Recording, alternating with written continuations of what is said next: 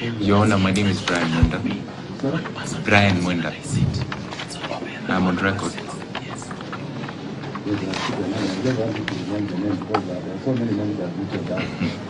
I would like to bring the court to the attention of the affidavit, the supporting affidavit of CIP Kemboi, Rob. And I go straight to number 4. It indicates paragraph 4. He says that on the 20th of July 2023, the 3 accused persons were arrested at Kiserian. I would like to correct, I would like to indicate to have the court note that that is incorrect. Our clients were arrested on 19th. So this... Your Honor, sorry to interject. We respect that information, but counsel cannot say it from the bar. He should have an affidavit stating what he's saying. Those are matters of fact. And we respect him when he says that, but he cannot. The rules of Your the Honor, game they've only served us with the application, so it is only fair that we mention it. Because if they are presenting something verbally and it's contradictory to what is on the affidavit, which I was going also to highlight, there are quite a number of facts that are not in alignment. So it is not good practice, and it is not in the interest of justice that we allow that to decline to listen here. During their application, they were referring to the same affidavit. They were referring, the colleague that before the referred to the same affidavit, trying to tell the court that they should deny my client bail. This very affidavit, the court, the CIP swears, I filed paragraph number 12. He swears in support of the prosecutor's application to deny each of the respondents' bail. Verbally, they submitted that they are only opposing bail for the first respondent, for the first accused. So it demonstrates prejudice and abuse of the whole process, because why haven't they indicated why they've only changed their stand on the position of bail for only one individual in the same matter? I would also like to refer the court to paragraph 10, that being an influential person in the Republic of Kenya and a known leader of the outlawed Mungiki sect. Now, this is speculation because it has not been proven for any court.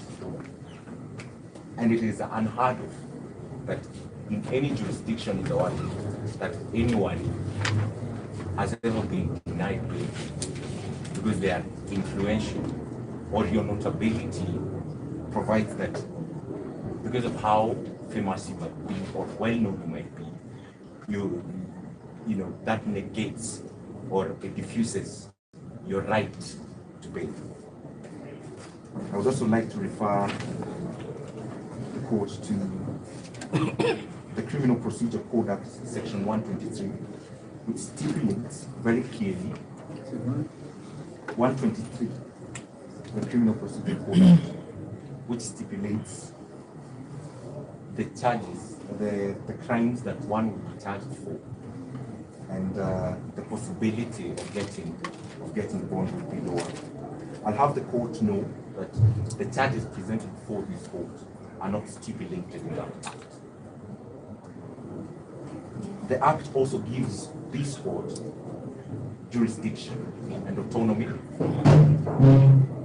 to give favorable and not excessive bond terms to all accused persons with respect to what I just mentioned up there, that what they are charged with is not included in the very exempt circumstances where people are denied. I'd also like to highlight to the court that in the same nature that the first accused person is a very well-known person, and therefore he's not a flight risk. Why am I saying this? I'm saying this because if you're notable, it is incredibly difficult to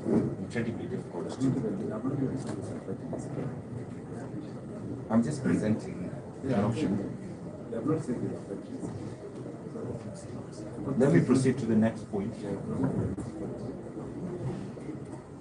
There's a clause, there's a paragraph that indicates that he might intimidate the witnesses. I'll have the court know that the witness is a police officer who is armed.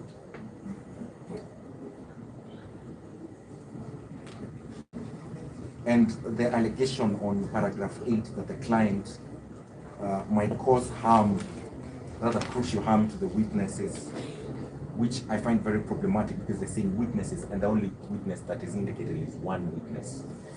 So where is the evidence that this accused person is going to present, or rather might cause any danger or crucial harm to the witness who is an armed police officer? So I submit that if somebody alleges something and I refer that to the Evidence Act, they must prove that indeed this individual poses a threat to the said witness.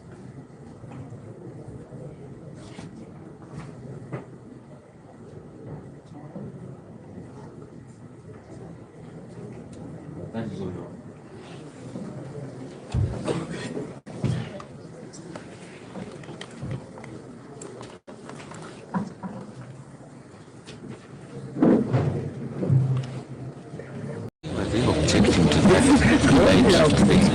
It was relevant.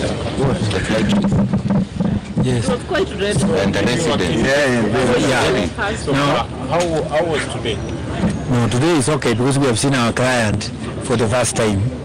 This is what they should have done on Thursday. Because while hiding, there's no reason whatsoever. If you want to charge, the process should be open, transparent, and accountable. That's what the Constitution dictates. When they hide him, we suspect that they are doing illegal things. So, but you can see the team of lawyers who have defended him.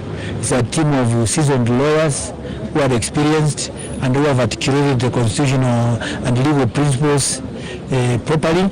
And we believe that any institution addressing its mind properly to the facts and the law will always admit them to bond. We have no doubt. Okay, according to you, was the arrest political? No, this is a political persecution. It's not the arrest, the entire process. We, the people, the family, and all the other people. Maina was not arrested in a road demonstrating. He was arrested in his home when he visited his father, who is ailing. Hello and what's up everybody, this is Elijah Geshoro. Welcome back to my YouTube channel. In case you're new here, tap that subscribe button, but if you're a returning subscriber, thank you so much for joining me. Like I say, this is the greatest YouTuber in the Republic of Kenya, and the EE, my name, stands for exactly what you need.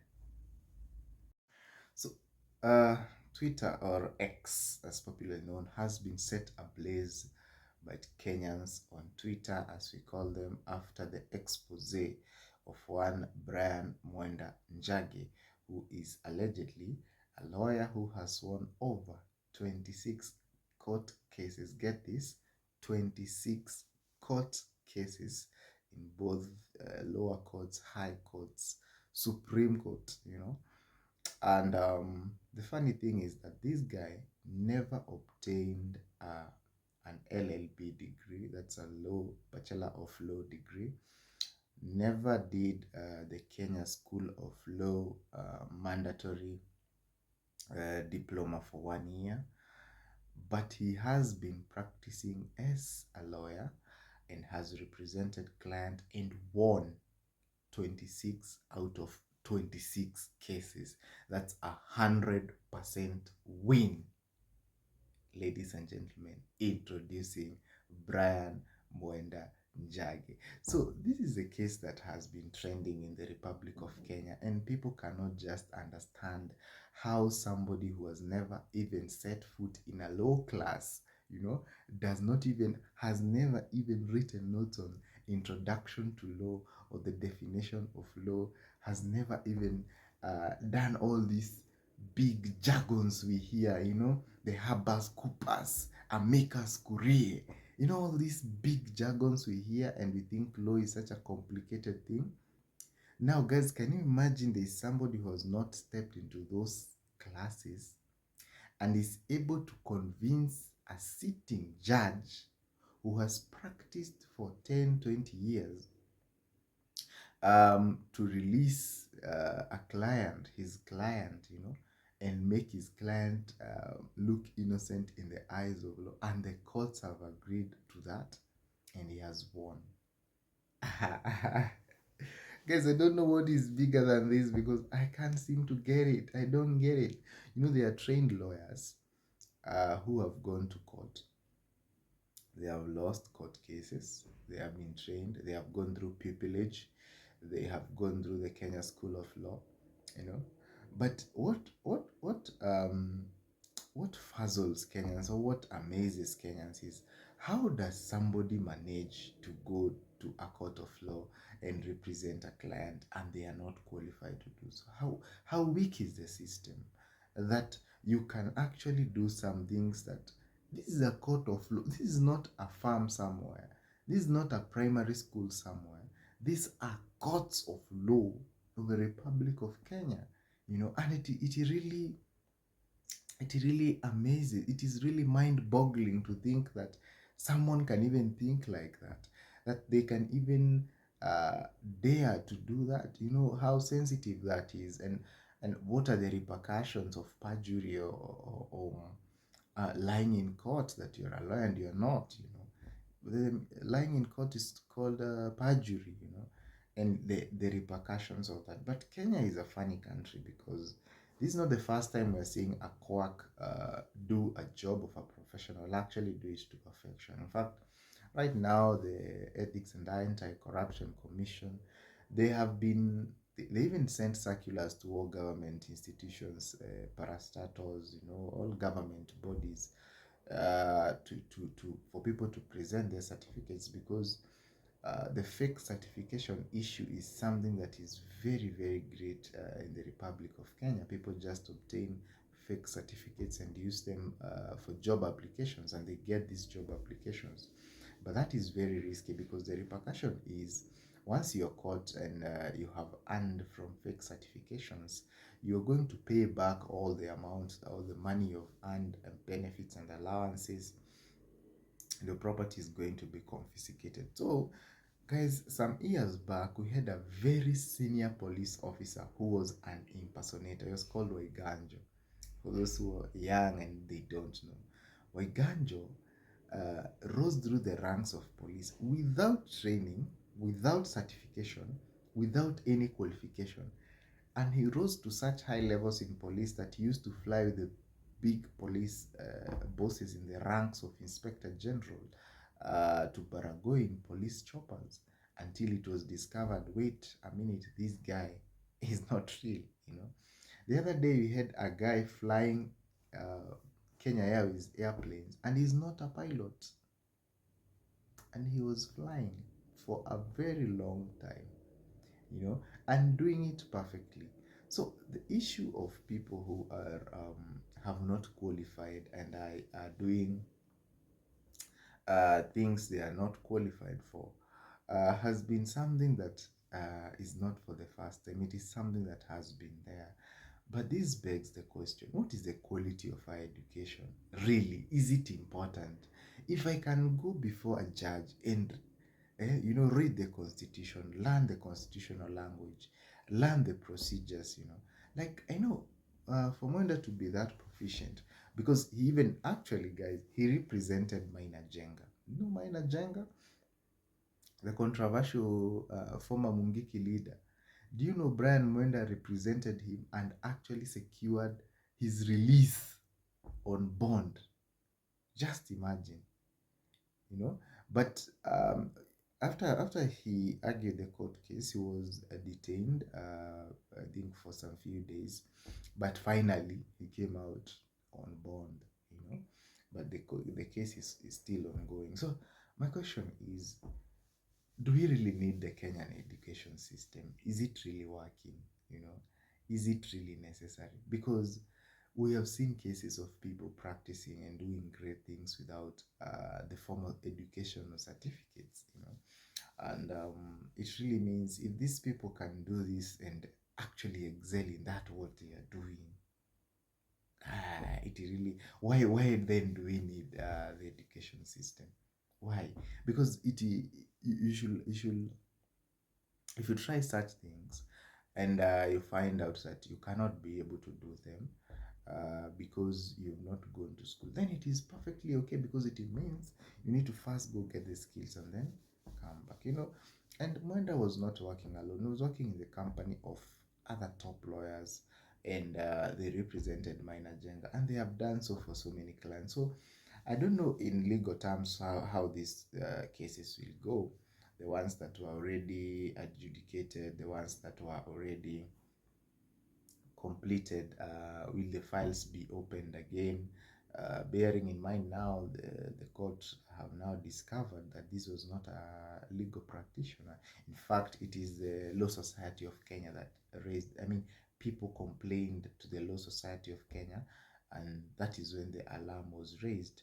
And upon confirmation from the LSK portal and digital platforms where they store all the inventory for lawyers, it was found that he was not among them. He was not a qualified legal practitioner, and really, if you look at this guy, first of all, he's not doing this to maybe be a criminal or something, because he has already won cases, and I believe you cannot win a case by subverting the constitution. Anyway, I don't know. Lawyers lie a lot, guys. Lawyers lie a lot. Today you can just kill someone, and then depending on the strength of your lawyer, before a court of law and his ability to argue your case, you can actually get acquitted.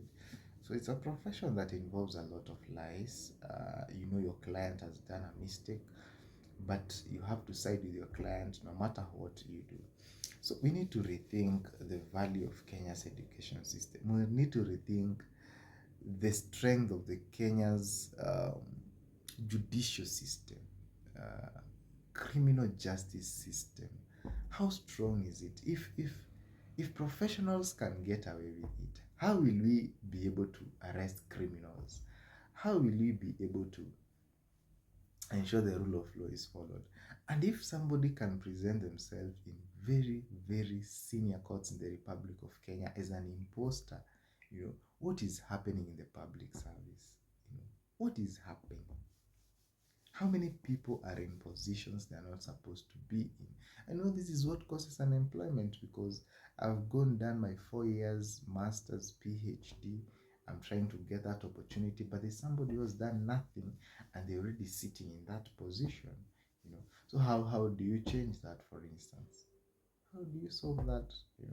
Such a big deal, such a big issue. And I think there is need for verification in everything we do. Serious verification. The courts can have a biometric system where lawyers can be keying in, and technology is the way to go. Because if this person was, if there's maybe a biometric system with an LSK number such that anytime lawyers get into court, they may be checking and signing, then this case should have been discovered. But this shows how deeply rooted the issues are in this country, and it really exposes the rot in people trying to secure employment, people doing crazy stuff, just to get a livelihood, people faking documents, academic qualifications and things like that. Anyway, let us see how the case will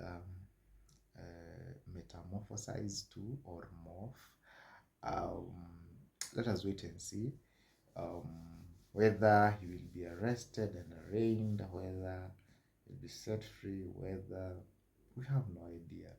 So I'll be here to update you guys and any other thing that is worth your time. In the meantime, thank you so much for watching. Make sure you give this video a thumbs up, drop a comment, and share this content.